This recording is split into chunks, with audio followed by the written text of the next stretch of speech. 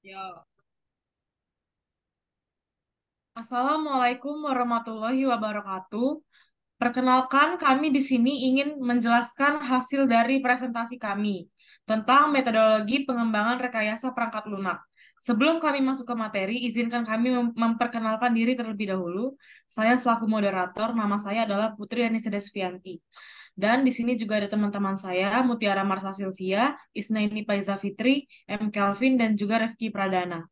Baiklah, untuk materi yang pertama akan dibacakan oleh teman saya M. Kelvin. Untuk Kelvin dipersilakan. Oke, terima kasih untuk moderator. Baiklah, di sini saya akan menjelaskan latar belakangnya. Pengembangan perangkat lunak bergantung pada pengelolaan proyek perangkat lunak secara keseluruhan. Menetapkan sebuah metodologi memiliki dinamisasi yang tinggi dalam tahap-tahap perancangan model yang menggambarkan tahap-tahap aktivitas dan daur hidup suatu sistem. Selanjutnya, saya akan menjelaskan rumusan masalahnya. Satu, permasalahan yang mendasari perekayasaannya. Kedua, target pengguna perangkat lunak yang dihasilkan. Ketiga, model proses pengembangan yang dipilih yaitu waterfall, agile, prototyping, dan sebagainya. Keempat, lingkungan pemrograman yang digunakan yaitu PHP, MySQL, Anaconda, Python, dan sebagainya. Kelima, fitur apa saja yang disediakan dalam perangkat lunak tersebut. Itu saja yang dapat saya sampaikan. Saya kembalikan ke moderator. Baiklah, terima kasih Kelvin. Untuk materi yang selanjutnya akan dibacakan oleh Mutiara Marsa Silvia. Kepada Mutiara kami persilakan. Baiklah, di sini saya akan menjelaskan tentang landasan teorinya. Menurut Ashar Susanto, menyatakan bahwa SDLC, System Developed Life Cycle, adalah salah satu metode pengembangan sistem informasi yang populer pada saat sistem informasi pertama kali dibuat. Terdapat 4 tahapan dalam pembangunan atau mengembangkan sistem informasi dengan menggunakan SDLC, yaitu planning, analysis, design, dan implementation. Adapun dalam implementasi SDLC terdapat berbagai metodologi yang dapat dipergunakan. Penggunaan metodologi akan bervariasi tergantung kepada penekanannya, apakah terhadap bisnis, proses, atau kepada data pendukung. Macam-macam klarifikasi metodologi. Di sini ada metodologi linear sequential model atau sering disebut dengan classic life cycle atau waterfall model, adalah metodologi pengembangan perangkat lunak dengan pendekatan sekuensial dengan cukupan aktivitasi. Yang pertama, rekayasa sistem dan analisis atau sistem engineering and analysis. Karena perangkat lunak adalah bagian dari sistem yang lebih besar, pekerjaannya dimulai dari pembentukan kebutuhan untuk seluruh elemen sistem dan kemudian memilah mana yang untuk mengembangkan perangkat lunak. Hal ini penting karena perangkat lunak harus berkomunikasi dengan hardware, orang, dan basis data. Yang kedua, ada analisis kebutuhan perangkat lunak atau software requirements analysis, pengumpulan kebutuhan dengan fokus pada perangkat lunak yang meliputi domain informasi, fungsi yang dibutuhkan untuk kerja permodifikasi dan antarmuka. Hasilnya harus didokumentasi dan direview ke pelanggan. Yang ketiga ada perancangan desain. Ada 4 atribut untuk program, yaitu struktur data, arsitektur perangkat lunak, prosedur detail, dan karakteristik antarmuka. Proses desain mengubah kebutuhan-kebutuhan menjadi bentuk karakteristik yang dimengerti perangkat lunak.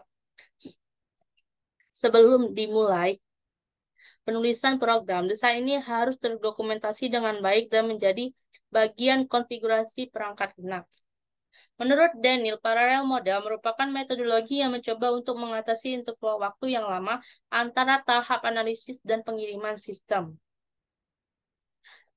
Metode ini berkembang didasari oleh masalah pada waterfall model yang menciptakan permintaan untuk metode baru dari sistem yang berkembang agar dapat memberikan hasil yang lebih cepat, membutuhkan lebih sedikit informasi yang mutakhir, dan menawarkan fleksibilitas yang lebih besar. Itu saja mungkin yang saya dapat sampaikan. Saya kembalikan kepada moderator.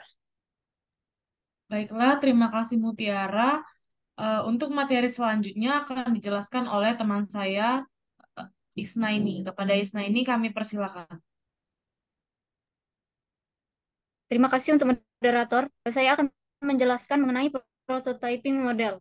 Pendekatan prototyping model digunakan jika pemakainya hanya mendefinisikan objek umum dari perangkat lunak tanpa memerinci kebutuhan input, pemrosesan, dan outputnya, sementara perkembangan tidak begitu yakin akan efisiensi algoritma adaptasi sistem operasi. Kategori ini berfokus pada perampingan SDLC dengan menghilangkan banyak pemodelan dan dokumentasi overhead dan waktu yang dihabiskan untuk tugas-tugas. Proyek menekankan sederhana perkembangan aplikasi berulang. Kategori ini menggunakan pemrograman ekstrim atau XP yang dijelaskan sebagai berikut. Prinsip-prinsip kunci XP meliputi pengujian terus-menerus, coding sederhana, dan interaksi yang dekat, dengan penggunaan akhir untuk membangun sistem yang sangat cepat.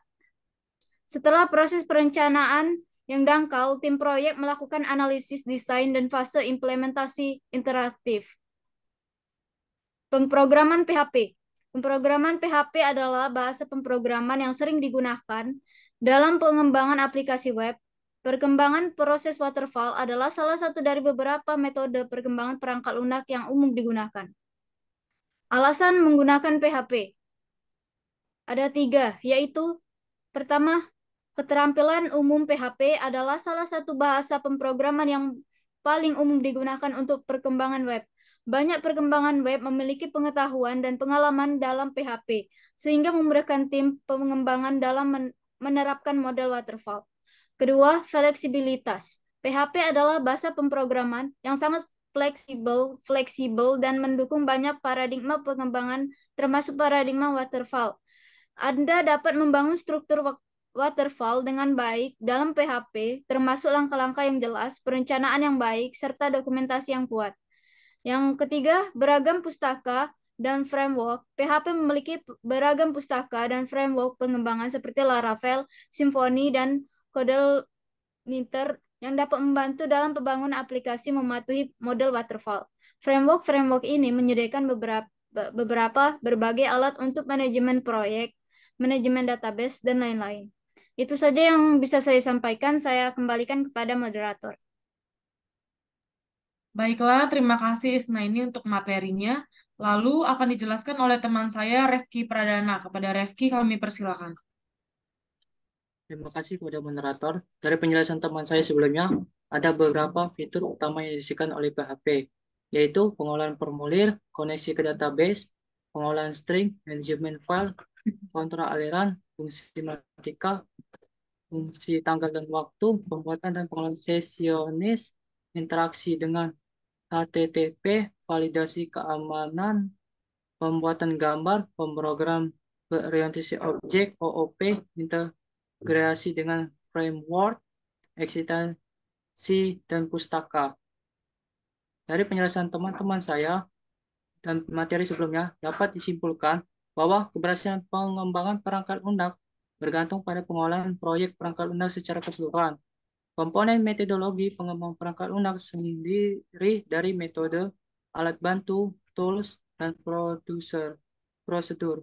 Tidak ada metodologi yang benar-benar sesuai dengan semua jenis organisasi, sehingga dibutuhkan pendekatan lebih lanjut untuk memilih metodologi mana yang paling sesuai dengan dapat diterapkan pada organisasi tertentu. Metodologi pengembang perangkat lunak yang terdiri dari linear sequential model atau waterfall, parallel model, interactive model, prototype model, rapid application development model, spiral model, V-shape model, dan agile development. Memiliki perbandingan yang menunjukkan fitur kelebihan dan kelemahan masing-masing.